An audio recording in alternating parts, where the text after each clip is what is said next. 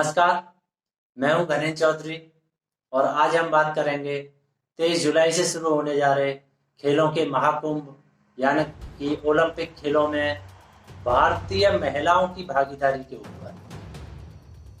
दोस्तों, 2016 के Rio Olympic को खत्म हुए लगभग 5 साल हो गए।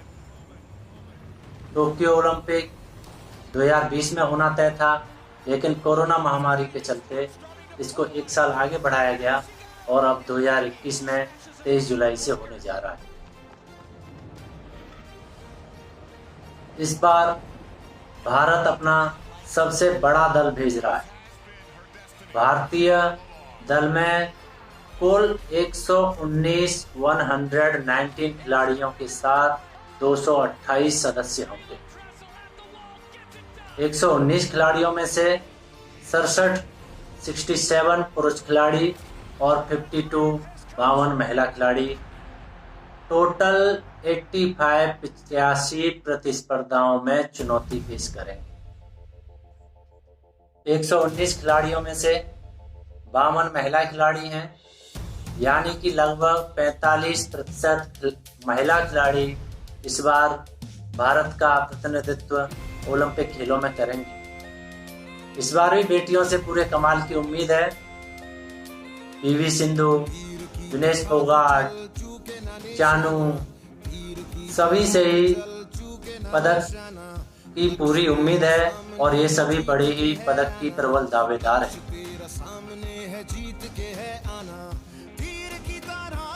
निशानेबाजी, तीरंदाजी, कुश्ती, बैडमिंटन, जिम्नास्टिक और ट्रैक एंड फील्ड यानी कि एथलेटिक्स जैसे खेलों में महिला खिलाड़ी पुरुषों की तुलना में इस बार प्रबल दावेदार लग रही है।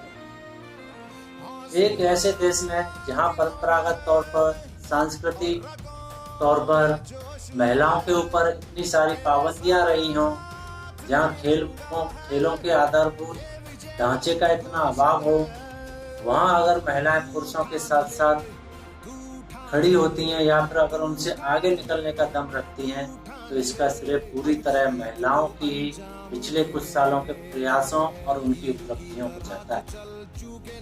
1900 में पहली बार भारत ने ओलंपिक खेलों में भाग लिया था। उसके 52 साल बाद, आफ्टर 52 ईयर्स, 1952 में पहली बार भारतीय महिला खिलाड़ियों ने ओलंपिक में भाग लिया।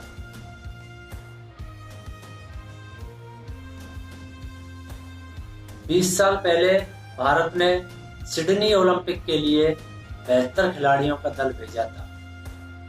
तब दल को एक कांस्य पदक प्राप्त हुआ और वो भी एक महिला एथलीट का ही था। वही हाल रियो ओलंपिक में हुआ। हम सबने देखा, भारतीय दल एक पदक के लिए तरस गया, लेकिन अंत में उस सूखा के ऊपर जो बारिश हुई, जो हमें पदक मिला, वो भी हमारी बेटियों ने दिलाया। जो पीवी सिंधु ने रजत पदक और साक्षी मलिक ने कांस्य पदक हमें दिलाया। यह सफर आसान होने वाला नहीं था, लेकिन धीरे धीरे अपने काबिलियत के दम पर महिलाओं ने भारत और पूरे समाज के सामने अपनी मिसाल पेश की। 2012 में 2 महिला खिलाड़ियों ने, जैसा कि मैंने आपको बताया, उत्सव का मौका दिया। ऐसा पहली बार हुआ जब 2 भारतीय महिलाओं ने पदक जीता। मुक्केबाजी में मैरी कॉम और बैडमिंटन में साइना नेहवाल ने कांस्य पदक जीते। 2016 रियो ओलंपिक को तो महिला एथलीटों ने यादगारी बना दिया। जैसा मैंने बताया कि साक्षी मलिक ने कांस्य पदक और पीवी सिंधु ने बैडमिंटन में रजत पदक जीतने के साथ साथ भारत को 2 पदक दिलाए। अगर हम इस बार के टोक्यो ओलंपिक की बात करें तो लगभग 45% महिला खिलाड़ी ओलंपिक खेलों में भाग ले रही हैं। इनमें अगर हम वेट लिफ्टिंग में देखें यानी कि भारोत्तोलन में, तो मीराबाई चानू ओलंपिक में दूसरी बार हमारे देश का प्रतिनिधित्व कर रही हैं। वह रियो ओलंपिक में भी पदक की प्रबल दावेदार थी, परंतु कुछ कारणों से, कुछ कमियों से पदक से चूक गई और इस बार 49 किलो भार वर्ग में उनसे पदक की पूरी उम्मीद है।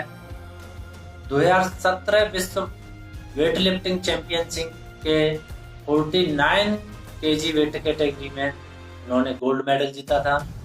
2018 के कॉमनवेल्थ गेम्स में भी उन्होंने शानदार प्रदर्शन दिखाते हुए ओलंपिक पदक जीता, जो कि गोल्ड मेडल था।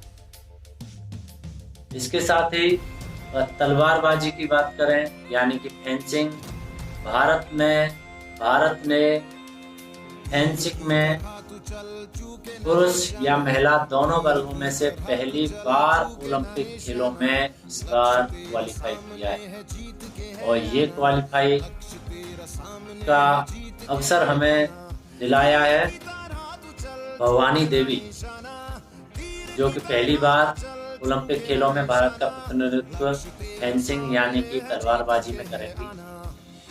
जिम्नास्टिक में इस बार दीपा कर्माकर इंजरी की वजह से क्वालिफाई नहीं कर पाई, लेकिन फिर भी इस बार जिम्नास्टिक में प्रणति नायक भारत का प्रतिनिधित्व करेंगी और जूडो का सुशीला देवी टोक्यो में भारत का प्रतिनिधित्व करेंगी। उन्होंने एशियाई रैंकिंग 7 हाल ही में हासिल की है और 48 किलोग्राम वेट कैटेगरी में वो इस बार भाग लेंगी। कुश्ती में विनेश फोगाट भी इस बार पदक की प्रबल दावेदार हैं। भारतीय महिला हॉकी टीम भी बहुत अच्छा प्रदर्शन करेगी, ऐसा हम सभी देशवासियों को उनसे उम्मीद है। इस प्रकार हम देख सकते हैं कि भारत की ओर से जितनी भी महिला खिलाड़ी इस बार भारत का प्रतिनिधित्व ओलंपिक खेलों में करने जा रही हैं, उनकी बहुत ही अच्छी तैयारियां हैं, बहुत ही अच्छी रिकॉर्ड्स हैं कुछ सालों के, तो वो इस तरह ओलंपिक खेलों में बहुत अच्छा प्रदर्शन करेंगी और भारत को पदक दिलाने की पूरी उम्मीद है। इस तरह हमारी तरफ से भारतीय महिला खिलाड़ियों को और सभी खिलाड़ियों को बहुत बहुत शुभकामनाएं। धन्यवाद।